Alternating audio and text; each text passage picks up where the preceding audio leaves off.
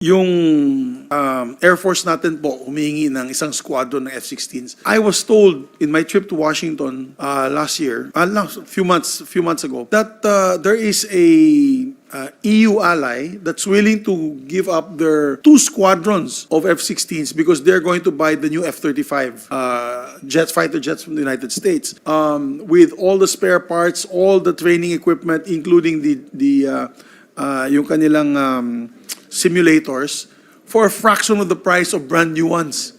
Ang sabi nga daw, for the price of 3 or 4 brand new F-16s, you can get a squadron of this lightly used kasi it's government to government. Tsaka we are all allies in terms of freedom and democracy. Willing po sila magbigay.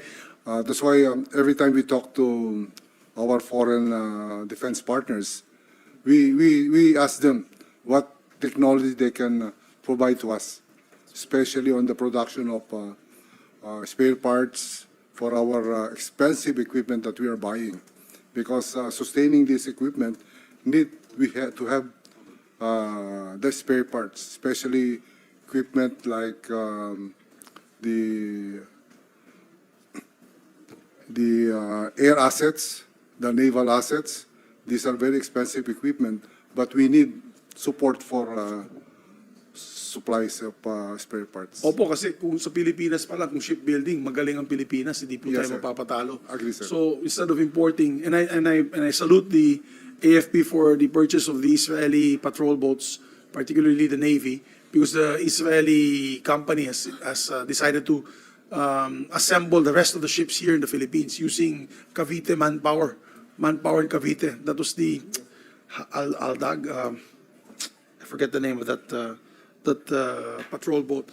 But yes, we'd like to see that happen. But also, Your Honor, Mr. Chairman, we discussed with the President during the LEDAC, and that's why he mentioned about the procurement program. Ang problema sa procurement program, Mr. Chairman, is that when you amend the procurement program, it will affect whole of government, no, the whole government yan. But under this National Defense Act, under the AFP modernization program, we can make certain simple amendments that will already exempt the AFP from this particular procurement act. Kasi kung titignan natin yung procurement act, mabusisi yan eh. Baka abuti, parang ano yan, parang very controversial because of course you'll have people on the other side saying that it's going to open it's actually going to open a can of worms in terms of issues on corruption and all that. But for the AFP, it's different because it's usually government to government naman yan eh. Di ba po? Government to government naman. You can't go to a supermarket and buy the guns and rifles, airplanes and ships. It's really government to government. Therefore, it's a secure transaction. But, for example, yung Air Force natin po humingi ng isang squadron ng F-16s. I was told in my trip to Washington last year, a few months ago, that there is a EU ally that's willing to give up their 2 squadrons of F-16s because they're going to buy the new F-35 fighter jets from the United States.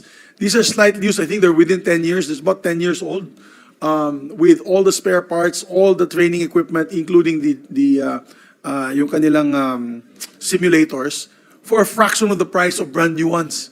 Ang sabi nga daw, for the price of 3 or 4 brand new F-16s, you can get a squadron of this lightly used kasi it's government to government. Tsaka we are all allies in terms of freedom and democracy.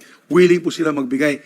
Ang problema, hindi magalaw, ang sabi nga ng Undersecretary of Defense ng United States, hindi ma-entertain ang ating mga sundalo at Air Force officials is because of the Procurement Act. They have to buy brand new. Hindi naman natin ma-afford yung brand new. Isang brand new F-16 is almost about close to maybe $80 million together with the support equipment. But for the price of 4, you can buy 2 squadrons that's slightly used. So we'd like to make a motion that the committee will review the AFP modernization program in this National Defense Act, that we put a certain provision where it says that instead of using the word brand new, modern equipment. For example, we will be coming up with a committee report. Instead of using the word brand new, you can put modern equipment. And then, of course, instead of saying, kasi the Procurement Act is the cheapest, it's not necessarily the best. So kailangan dyan talagang has to be state of the art, so that hindi tayo babagsak sa cheapest equipment. Can we just amend the Procurement Act, exempting the Armed Forces of the Philippines under the Procurement Act? There's two trains of thought, Mr. Chairman. One is to tackle the Procurement Act. The problem is, hindi lang po AFP ang humingi ng exemption, pati LGUs eh. So, medyo madugo. Baka mabinbin at sa debate hindi maipasa. Pero at least kung sa AFP lang, I think everybody's in agreement here. Even the critics will agree that in the AFP, we should give priority to the best equipment, but not necessarily the cheapest equipment.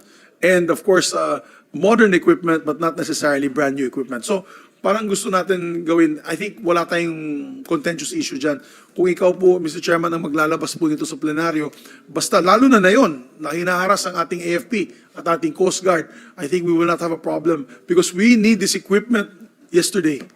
We don't need it today or tomorrow. We needed it yesterday. We need these ships yesterday. We need to buy more ships. We need to buy more frigates, more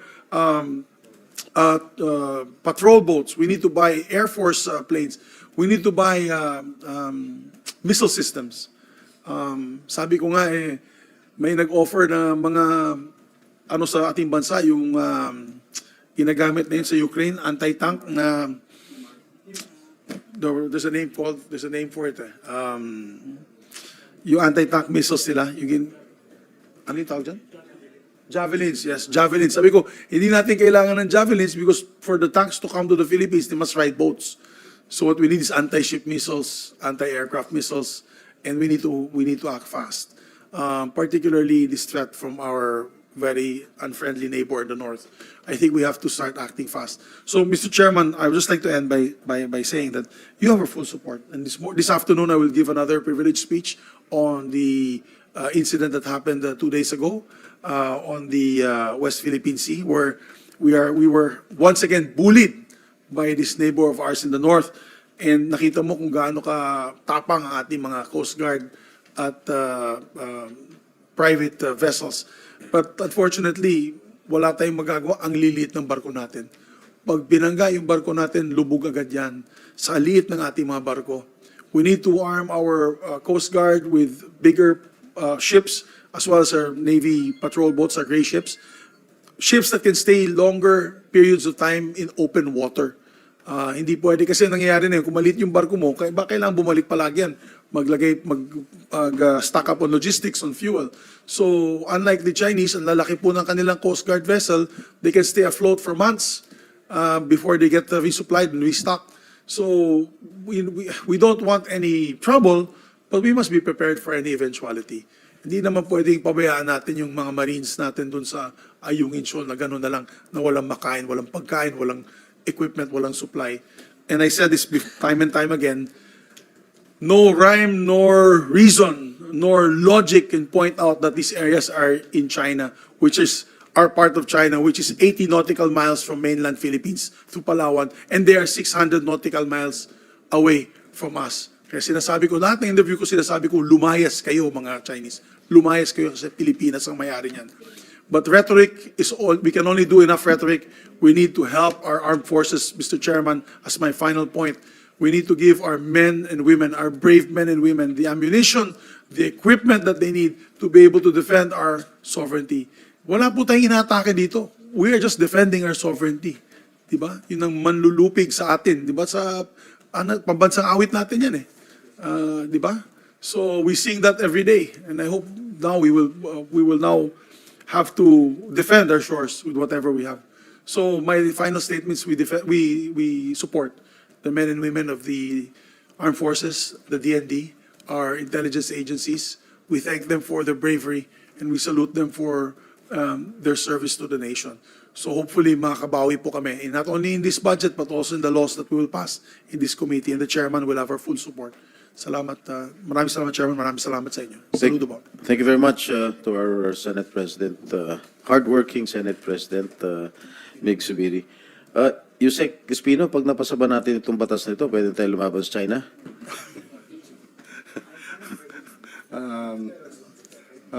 Pwede naman, sir. Your Honor, Mr. Chair, we fully support what Senator Zubiri just said. Not only the procurement law, but also the modernization law. Because in the modernization law, we cannot buy second-hand items.